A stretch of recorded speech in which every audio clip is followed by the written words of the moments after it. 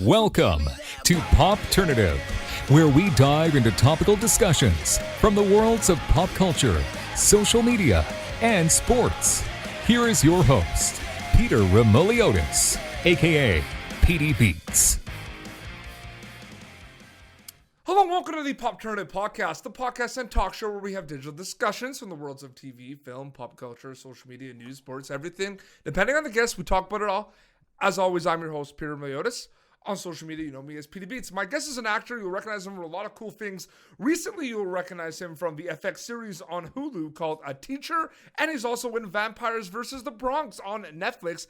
David Thompson is with us. Adam, welcome to Popternative, man. Thank you so much for having me. It's pretty cool because people that kind of follow your career know that you've worked in a lot of really cool movies and shows, but most recently, I mean, anyone who's watched Vampires vs. the Bronx on Netflix knows how much fun of a movie that is. And there's also a lot of hype around A Teacher, which is the television adaptation of the movie that came out as well. So it's pretty crazy time for you right now. But, you know, it is, because typically right now I would be traveling all over the place. You know, we would be doing press and things like, you know, red carpet, and that's just all not happening. So we kind of get to do it from the comfort of our home, which is pretty awesome. Absolutely. We're going to get specifically into the projects, but for you, for David Thompson, in terms of storytelling, acting, performing, all that, because that's what you do. You're a storyteller. That's essentially what you do. When did you decide that storytelling was something you wanted to do? You know, I played baseball growing up, and that felt good and felt right. And you know, I took a theater class in high school, and I did one play, and I was pretty hooked. And so from then on, you know, I kind of found acting through theater, and that was, you know, it's just such an incredible way into it, because you have that immediate gratification as opposed to doing a piece and then waiting a year for it to come out. So I think that, you know, being able to tell a story from beginning to end was really just like the beginning of it all. And now we get to kind of go in more depth and build from there, which is even better. And you mentioned theater. I mean, that's essentially where you will learn your craft before it's kind of like the big screen. That's kind of where it all starts, right? Yeah. I mean, I went to school for acting, and mainly in theater at Florida State. And, you know, being on stage, there's nothing like it. You know, the other thing is about being on stage is that, you know, you get to amplify yourself a little bit more to go into character. So for character actors, you know, doing theater is like the exact thing you should be doing growing up, and figuring out it's easier to rein it back in than it is to expel it out. So so I'm extremely grateful for the amount of stage time that I was able to acquire before, you know, going into the business. Oh, absolutely. So usually it's funny, Adam, because I'll introduce people on the show, right? And I'll be like, you know, you'll recognize my guest from this so-and-so movie or show, right? Vampires versus the Bronx. I mean, I can't really say that, right? No, and you know, I feel. I mean, look, I fought Oz, who's the director. I fought him. I was like, you know, maybe this vampire has a beard, and maybe vampires can have beards. And he said, yes, vampires can have beards, but not this vampire. And so I had to shave, and it was a real bummer. It took my soul from me. But, you know, he was 100% right. Like, when you see Alexei in Vampires vs. the Bronx, you know, Alexei is from a different time, and it really did work. You know, I don't want to be a facial hair actor my entire life, but it is kind of interesting to be able to go from role to role and look completely different. Like in A Teacher, I just have a mustache, and there's no way somebody who didn't know me would be able to put those two characters and say that's the same guy, you know? Yeah. Can I just say, though, with Vampires versus the Bronx, can I just say, man, I love that movie. It's a lot of fun, right? It is, right? How much fun is that movie from beginning to end? Absolutely. I mean, you know, when we first read the script, you know, you just see it, you see every bit of it. And Oz worked at SNL for a long time doing the digital shorts. And so everybody just felt so comfortable in his guidance throughout the whole thing. He saw it. We had an incredible makeup team that there's so many things in a vampire movie or a genre movie that are make or break. If the makeup's bad, nobody's gonna watch it. Everybody's gonna think it's a joke. If the script is cheesy or whatever it is, it's writing that line, and Oz found a way to do it, man. He's an incredible guy. And you know what I find really funny, what interesting too is, and we'll get into a teacher very soon because I do want to talk about that because that's exciting and a lot of people are excited for that series. But I find it interesting if they look at your career. I mean, you've kind of dabbled in a lot of different genres, you know what I mean? And I find like kind of two genres right now that are really kind of like the hot, trendy genres right now, Adam, is like obviously horror. So you have that with like vampires in the Bronx, and you run on some episodes of The Sinner, and some people can argue that kind of has a little bit of horror vibes, a little bit. But also, you know, the comic book, the geek culture, the superhero culture. You worked on The Gifted as well, a little bit as well. I mean, those are two genres that are just massive right now. You got to kind of work in both of those genres. What do you kind of think about those genres kind of taking over, so to speak? Because they are very popular. I would also throw in the movie I did with M. Night Shyamalan, which is Glass, because I feel like that is the anti-superhero movie. Yeah, there's got a bit of horror in there too. Yeah, exactly. And I also did a movie called Here Alone, which was not a zombie film but an undead film. We never used the Z word. To me, there's really, it's both frightening and completely freeing at the same time, in the way that it's freeing because you get to, you're making up the world from scratch, like this, we can make this anything, we can make it however we want. But at the same time, you have people who are so invested in those genres and who care so much about how they turn out that you don't ever want to let them down. And so there's, that's what's cool about it. Like there's any part that you get to go into and have kind of this tug from both sides and that you're trying to figure out a way through, to me, it opens so many more doors creatively than if, there were no stakes and it was all just, as serious as could be, No, but it's just like they're not messing around with the horror movies they're making right now. Like they're not messing around. Like they mean business. Like that genre has evolved. Yeah. And also, you have to keep in mind that genre films, for the most part, if done well, can be done for not a ton of money. Because, I hate to bring up, because everybody always brings it up, but you look at Blair Witch, that was the first introduction into, you put a camera in the dark becomes the character, and you don't know what's out there. And as an audience member, you're on the edge of your seat. So I do feel like, especially during the pandemic and things like that, it's a much easier, it's a smaller set, and it's easier to make things like that. And people love cuddling up and watching a horror film. Absolutely. No, it's amazing. I could talk about it a lot, all day, man. But Teacher, a FX series that's gonna be on Hulu. I mean, I mentioned it kind of on the top as well. I mean, it's always kind of exciting and intriguing when there's kind of an adaptation of something, like a TV show is an adaptation of something. Obviously, this was a film, this was a feature film, and you're doing the adaptation. As kind of a storyteller, kind of working on this as like an actor, I mean, what kind of goes through your mind when you're kind of attached to a project that is, a film, like an adaptation of a film? Because is it challenging? Is it exciting? What's that like for you? I mean, in this case specifically,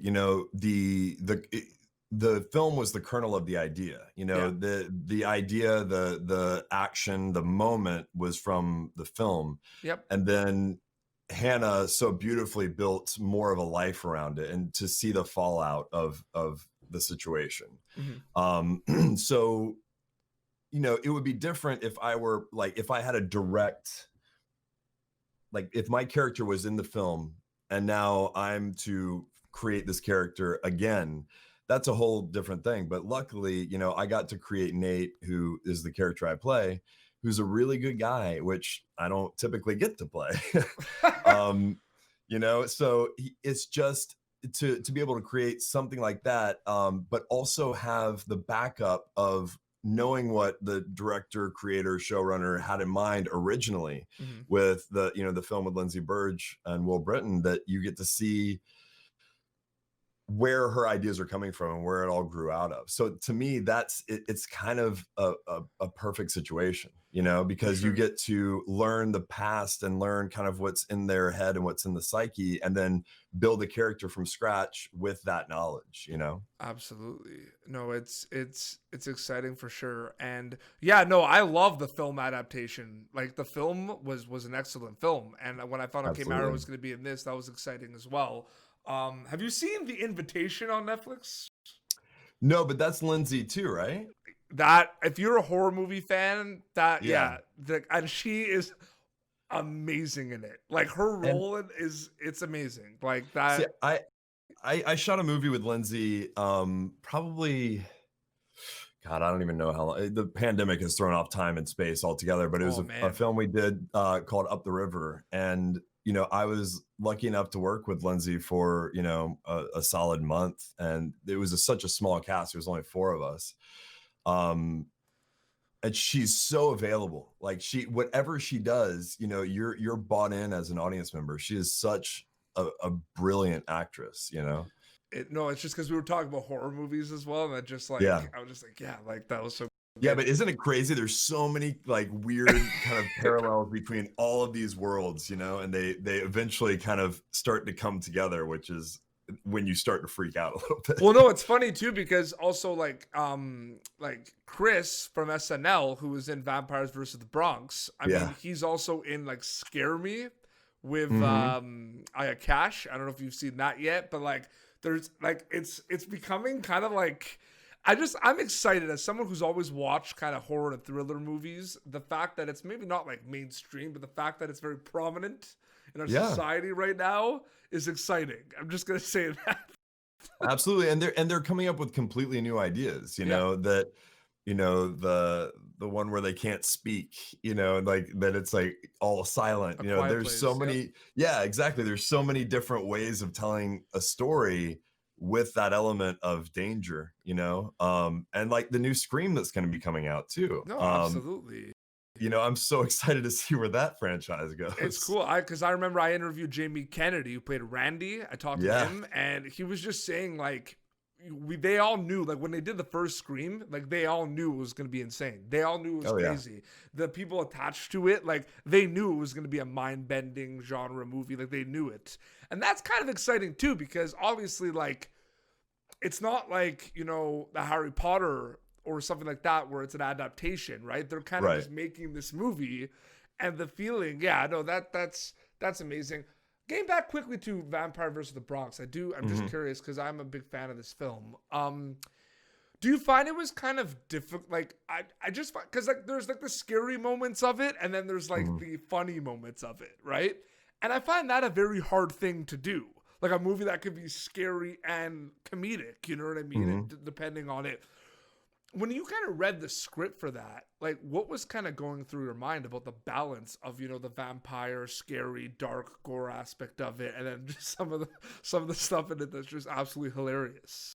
Well, I don't want to get like too meta about it, but the difference between screaming and laughing isn't that much. You what you're That's a good doing, point. what you're doing with comedy as well as fear is you build it, you build the tension, and then you break the tension. Mhm. And so there's, you look at like going back to M. Night Shyamalan, you look at Signs. Signs is one of the funniest movies I've seen. And it's because of the fact that Knight, the thing about Knight is that he understands his audience and what they're thinking more than Mhm. anyone I've ever met. Mhm.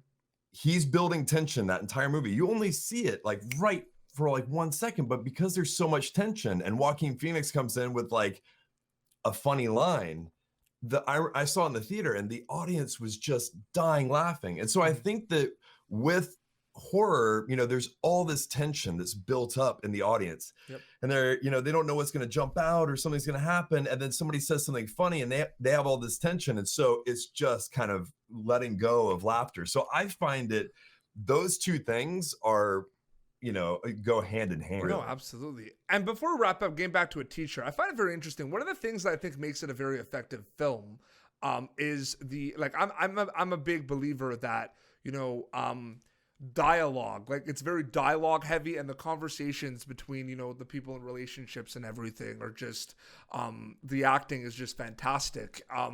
And I think we're gonna see the same thing in the series, the FX series on Hulu. Do you kind of agree with me right now that that's kind of something that that hits stride of audiences? People like to see a lot of like dialogue heavy kind of moments, because this has a lot of kind of moments where there's a lot of talking and a lot of thing going on. I just think of like a Marriage Story on Netflix with Adam Driver and Scarlett Johansson, like stuff like that. Right. You know what I mean? Just like that. I love that movie. That was like one of my favorite movies. You know what I mean? One of my least favorite things to see in a film is exposition. You know, to lead up to, like, hey, we haven't seen each other since 3 years ago when Dad died. Like, it's just that whole interaction. The audience is like, I know what you're doing. I know you're trying to explain to me what happened before. But I do feel like there are really keen ways of doing it, and dialogue really helps that. You don't have to say exactly what you mean, but in a teacher, the dialogue is so naturalistic. And we were, we shot it in Calgary. Actually, we shot it in Canada. And yeah, baby. Listen, I spent like the better part of 3 or 4 months last year in Calgary. And we were able, because most of us were away from our families, that we had the extra time to sit down with each other. Nick, who plays the lead, there's a scene in it between his character and my character, and we were able to just sit in his backyard one night and just go through the dialogue, go through what we wanted to say, what we didn't want to say, kind of just being there with each other. And that familiarity is able to translate. Absolutely. So I do feel like, with an audience, they want to know the relationships and they want to know the past. They don't want it to be spoon-fed to them. But there's a way of doing that in a way that you don't need to know every single thing about their past, but how their relationship looks on screen, you can at least be behind it, and you can start to piece it together.